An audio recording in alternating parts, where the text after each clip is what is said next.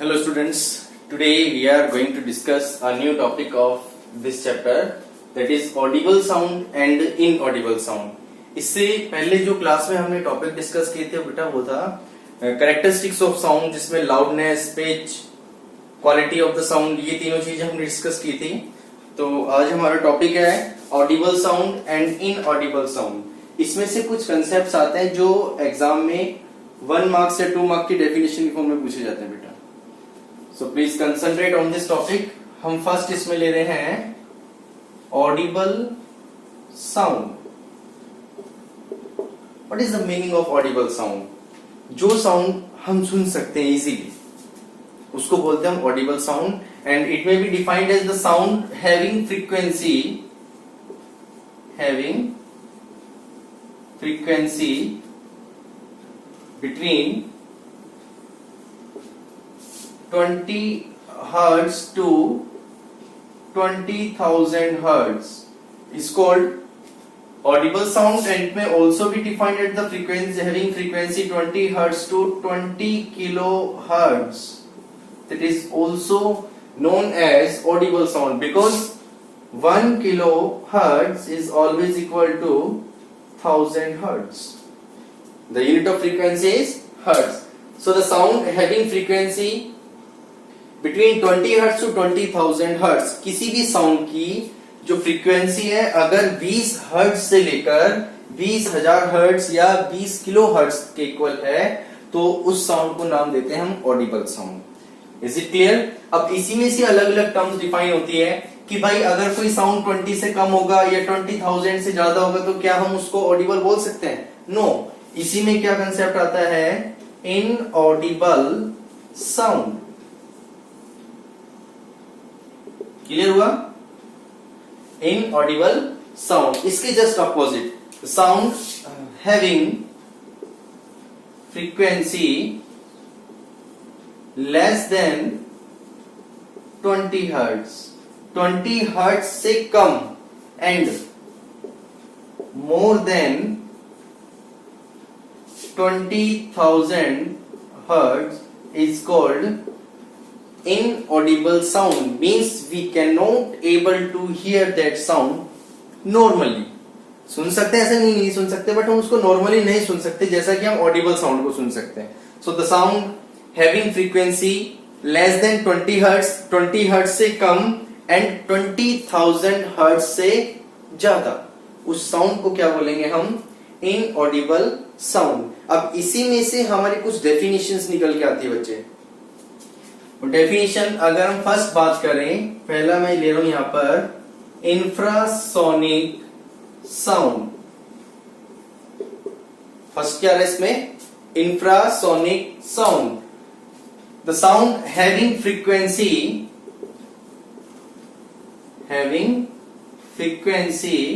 Less than 20 hertz is called infrasonic sound. इसको हम generally बच्चे इंट्रा साउंड भी बोल सकते हैं और सबसोनिक साउंड, ये भी हम इसको बोल सकते हैं। डेफिनेशन आती है जैसे कि what is infrasonic sound? The sound having frequency less than 20 hertz, कि जिस साउंड की फ्रीक्वेंसी 20 हर्ट्ज से कम होती है उसको बोलते हैं हम infrasonic sound. It is also known as infrasound या सबसोनिक साउंड। ये इसको हम इंफ्रासोनिक वेव्स भी बोल सकते हैं बेटा, क्योंकि sound is also in the form of waves. So infrasonic waves, the waves having frequency less than 20 hertz is called infrasonic waves. अब देखो इसका यूज क्या, कौन कौन इसको प्रोड्यूस करते हैं। अगर हम बात करें राइनोसोरस, जो राइनोसोरस होते हैं वो बेटा एक दूसरे से कम्युनिकेट करते हैं, वो 5 हर्ट्ज की फ्रीक्वेंसी रिलीज करते हैं। Rhinoceros produce the frequency of 5 hertz, means we are unable to hear. हम उस फ्रीक्वेंसी को नहीं सुन सकते क्योंकि हम तो 20 से ऊपर वाली सुन सकते हैं ना, और वो क्या प्रोड्यूस कर रहे हैं बेटा? 5 हर्ट्ज की फ्रीक्वेंसी प्रोड्यूस कर रहे हैं। So they communicate with each other in their group by producing the frequency of 5 hertz. ऐसे ही कुछ एनिमल्स होते हैं, जैसे वेल की अगर हम बात करें तो they also produce the infrasonic sound, infrasonic waves. अगर हम जैसे जब भी अर्थक्वेक आता है बेटा तो हमारी अर्थ में से शॉक वेव्स निकलती हैं। क्या निकलती हैं? शॉक वेव्स निकलती हैं, और वही शॉक वेव जो होती है, जो उनकी फ्रीक्वेंसी होती है लगभग 5 हर्ट्ज, इससे भी कम की इक्वल फ्रीक्वेंसी होती है। मींस उस फ्रीक्वेंसी को हम नहीं सुन सकते, बट जो एनिमल्स होते हैं जो इजीली सुन सकते हैं इंफ्रासोनिक साउंड को, वो इधर उधर भागना शुरू कर देते हैं। क्यों? क्योंकि उनको पहले से पता चल जाता है कि अब भूकंप आने वाला है, तो वो अपने आप को प्रोटेक्ट करने के लिए इधर से उधर भागना शुरू कर देते हैं, बट हम उस साउंड को नहीं सुन सकते हैं। तो इस तरह की जो वेव होती है उसको क्या बोलते हैं जी हम? Infrasonic waves. Is it clear? इसके बाद इसका सेकंड पार्ट आता है बेटा अल्ट्रासोनिक वेव्स। सेकंड पार्ट क्या था इसमें? Ultrasonic wave. इसको हम अल्ट्रा साउंड भी बोल सकते हैं, ठीक है जी। तो ये उसके opposite sound wave having frequency मोर देन 20,000 हर्ट्ज और 20 किलो हर्ट्ज, इसको क्या बोलेंगे जी? अल्ट्रासोनिक वेव या अल्ट्रा साउंड। उसके जस्ट अपोजिट है ये। इसकी फ्रीक्वेंसी जो होती है बहुत हाई फ्रीक्वेंसी होती है। The sound wave having frequency more than 20,000 hertz और 20 किलो हर्ट्ज, दोनों एक ही बात है। उस साउंड को क्या बोलेंगे जी हम? Ultrasonic sound. और अल्ट्रासोनिक साउंड जो होता है बेटा, इसको भी अगर हम बात करें, जैसे bats, monkeys, dogs, they also hear or produce the ultrasonic waves. ये अल्ट्रासाउंड को सुन भी सकते हैं, उसको प्रोड्यूस भी करते हैं। अगर हम बात करें बैट्स की, जो चमगादड़ होते हैं, वो अपना शिकार रात को जब ढूंढते हैं, they use the ultrasonic waves. The bats search their prey in the night by using the ultrasonic waves. Is it clear?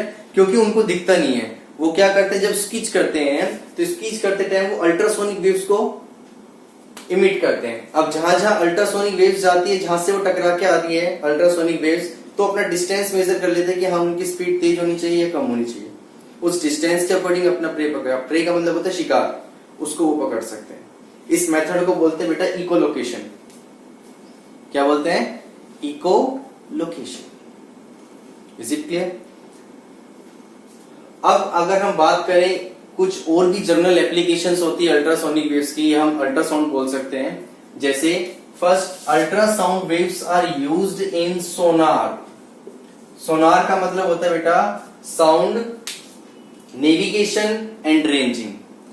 This device is used to measure the depth of the सी।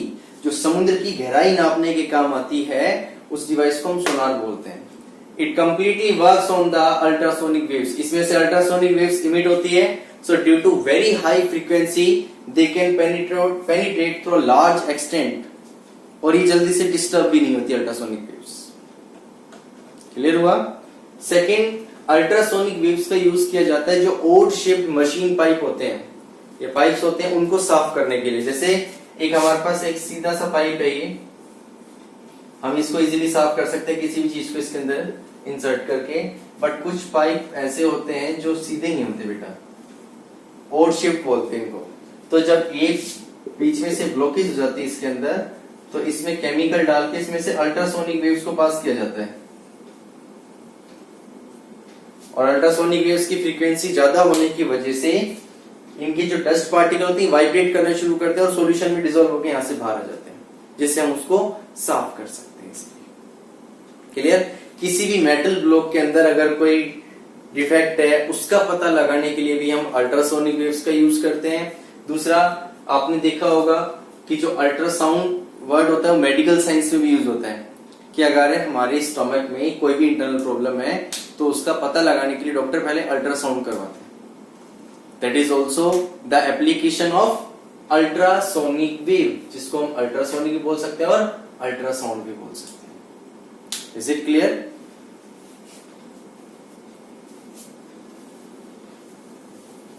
इसके बाद हमारा concept आता है इसमें reflection of sound. ये आपकी book में नहीं है कंसेप्ट, फिर भी मैं इसको एक एक्स्ट्रा टॉपिक के फॉर्म में आपको बता रहा हूं यहाँ पर, reflection of sound. Reflection of sound क्या होता है बेटा? रिफ्लेक्शन मतलब टकराने के बाद वापस आना।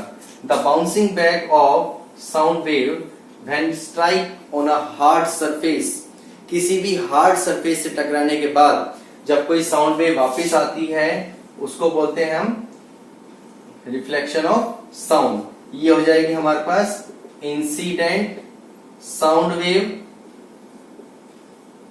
ये हो जाएगी reflected sound wave, and this one is normal. Incident के साथ जो एंगल बन रही है हमारे पास angle of incidence, this one is angle of reflection. ये हमेशा हार्ड सरफेस के ऊपर होता है बेटा। जितने भी हार्ड सरफेसेस होते हैं these are the good reflector of sound. आपने देखा होगा जैसे अगर आप कभी भी क्लासरूम में अकेले जाते हो और अब वहां कुछ बोलते हो तो आपको आपकी आवाज गूंजती है। गूंजने का मतलब क्या है? किसी भी हार्ड सरफेस से जो आपने साउंड प्रोड्यूस किया वो टकराने के बाद वापस आपके पास आ रहा है। भाई गूंज मतलब क्या है? जो हमारे को हमारी आवाज सुनाई दे रही है वो किसकी वजह से सुनाई दे रही है? रिफ्लेक्शन ऑफ साउंड की वजह से। क्लियर हुआ?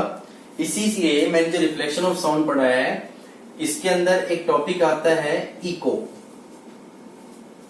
इको भी क्या होती है? रिपीटिशन ऑफ साउंड, कि साउंड का बार बार रिपीट होना। आपने देखा होगा जैसे हम कहीं साउंड सिस्टम स्टार्ट करते हैं, है ना, कोई भी फंक्शन है तो माइक टेस्टिंग करते हैं, तो जैसे वो माइक जो टेस्ट कर रहे हैं वो हेलो बोलते हैं, है ना, हेलो हेलो हेलो हेलो, 3-4 बार आवाज गूंजती जाती। बोलते वो सिर्फ एक बार है बट आवाज गूंजती जा रही है।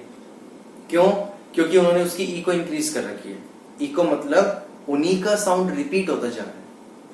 अगर आप किसी पहाड़ के ऊपर खड़े हो और आप वहां से अपने फ्रेंड को आवाज लगा रहे हो तो आपने सिर्फ एक बार आवाज लगाई, बट आपने क्या ऑब्जर्व किया कि चारों डायरेक्शन से आपने जो आवाज लगाई वो आपको वापस गूंजती हुई नजर आ रही है। जैसे आप चारों डायरेक्शन में बोल रहे हो। This is only repetition of sound. किसकी वजह से रिपीट हो रहा है जी? कहीं ना कहीं हमारा साउंड टकराया है और टकराने के बाद वो वापस हमारे पास आया है। The repetition of sound due to reflection of sound. किसी भी खाली कमरे के अंदर जब हम बोलते हैं तो हमारी आवाज गूंजती है वहां पे, क्योंकि चारों तरफ एक हार्ड सरफेस है, जो दीवारें हैं बिल्कुल हार्ड है। साउंड टकराएगा वापिस हमारे पास आएगा। क्लियर? और वही आप अगर अपने घर पे बोलते हो तो इतनी आवाज नहीं गूंजती। क्यों नहीं गूंजती जी? क्योंकि घर पे हमने अपनी सुविधा के लिए सामान भी रख रखा है। भाई सोफा भी है, बेड भी है, अलमीरा भी है, कर्टेन्स भी लगे हुए होते हैं। These are the soft materials. जितनी भी चीजें होती है ये सभी सॉफ्ट मटेरियल्स होते हैं, and soft materials are the good absorber of sound. वो साउंड को रिफ्लेक्ट करने की बजाय क्या करते हैं? एब्जॉर्ब कर लेते हैं। अगर साउंड एब्जॉर्ब हो जाएगा तो फिर हमें जो रिपीटिशन साउंड है वो क्या होगा? कम से कम सुनाई देगी। क्लियर हुआ? तो इको क्या होती है? Repetition of sound due to reflection of sound, कि साउंड का बार बार रिपीट होना। किसकी वजह से रिपीट होना जी? रिफ्लेक्शन ऑफ साउंड की वजह से। That method is known as echo. और अगर आपसे कंडीशन पूछी जाए कि condition to hear an echo, आप इको कब सुन सकते हो, तो उसमें कंडीशन क्या होती है कि जो मिनिमम डिस्टेंस होना चाहिए वो होना चाहिए जी 17.2 मीटर का एयर। मतलब कि जैसे ये एक दीवार है और यहां पर आप हो, आपने कुछ बोला और दीवार से टकराने के बाद आपकी आवाज वापस आपके पास आएगी तो आपको सुनाई देगा जो आपने बोला, क्योंकि वही साउंड यहां से गया और टकराने के बाद ये वापस यहां पर आ गया। तो आप में और इस वॉल में जो मिनिमम डिस्टेंस होना चाहिए बच्चे, वो होना चाहिए 17.2 मीटर का। अगर आप उसके पास में हो तो आप अपनी इको को नहीं सुन सकते, साउंड आपस में ओवरलैप होना शुरू हो जाता है। दूसरा जो टाइम है, टाइम होना चाहिए 1/10 सेकेंड, 1 सेकेंड का 1/10 भाग। किसमें? दूसरा साउंड प्रोड्यूस करने में। आपने कोई साउंड प्रोड्यूस किया, उसकी को जब सुनाई देगी आपको जब आप दूसरा साउंड प्रोड्यूस करने में 1/10 सेकेंड ले रहे हो, उसके बाद प्रोड्यूस करना। नहीं तो दोनों साउंड आपस में ओवरलैप हो जाए, आपको सुनाई नहीं देगा कुछ। क्लियर हुआ? So hard surfaces are the good reflector of sound, whereas soft surfaces are the good absorber of sound। जब हम कोई मूवी देखने जाते हैं सिनेमा हॉल में या थिएटर में, तो आपने देखा होगा वहां तो साउंड बहुत तेज होता है, बहुत लार्ज वॉल्यूम होता है उस कंडीशन में, बट फिर भी हमारे को आवाज गूंजती हुई नजर नहीं आती। ऐसा नहीं होता ना। उसका रीजन क्या है बेटा, चारों तरफ सॉफ्ट मटेरियल है, जिसपे आप बैठे हो वो सीट वो भी फॉर्म की है, सॉफ्ट मटेरियल है। जो सीलिंग्स है वो भी सारी वेलवेट के कपड़े से उन्होंने कवर कर रखी है। वॉल्स के ऊपर भी उन्होंने पैनल लगा रखे हैं जो साउंड एब्जॉर्बिंग मटेरियल के होते हैं। नीचे फ्लोर के ऊपर मैट बिछा रखा है, वो भी सॉफ्ट मटेरियल है। जितना भी रिपीटेड साउंड आएगा सारा का सारा वो चीज क्या करेंगे, एब्जॉर्ब करेंगे और अननेसेसरी साउंड को रिफ्लेक्ट होने से प्रिवेंट करती, रोकती है। Is it clear? That is the method of echo and example of echo. और echo is the completely based on reflection of sound. Is it clear? तो आई होप आपको जो मैंने आज का टॉपिक पढ़ा है, ये सारी बेसिक डेफिनेशंस जो है ये समझ में आई हो। इसको अच्छे से रिवाइज करना बेटा, और टाइम टू टाइम अपना होमवर्क अपनी फेयर नोटबुक के अंदर जरूर नोट करना। Clear? So thank you, God bless you, stay home, stay safe.